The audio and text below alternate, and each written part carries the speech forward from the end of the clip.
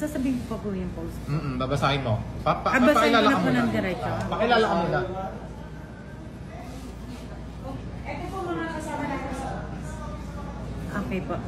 Ako po si Jocelyn Trinidad na taga-barangay 4, Coron, Palawan, na humihingi po ng sorry kay Miss Rosemar at sa Team Malakas.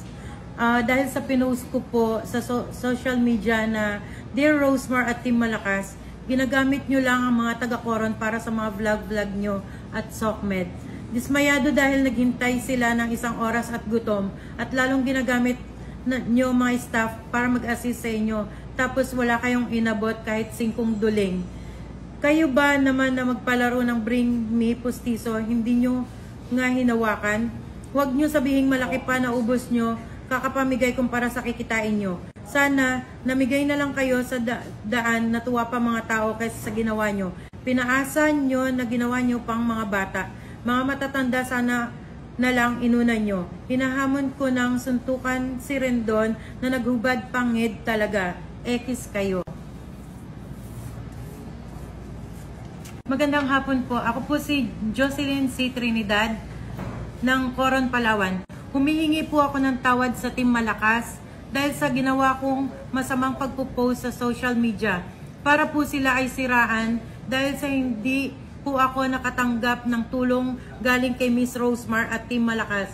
At humihingi din po ako ng tawad sa paghamon ng suntukan kay Mr. Rendon. Sana po ako ay nakikiusap sa inyong lahat na sila po ay patuloy nyo pong suportahan sa kanilang pagtulong sa tao. At humihingi din po ako ng tawad sa mga taong nasagasaan ng aking maling pagpo-post po. Sa aking mayor at sa lahat ng opisyales, humihingi din po ako ng tawad sa aking nagawa. Para po kay Miss Rosemar at Team Malakas, patawad po.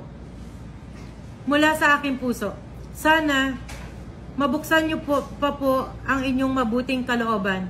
Sa mga binigay po ng Team Malakas at kay Miss Rosemar, salamat po sa mga maraming tulong sa mga tao po dito.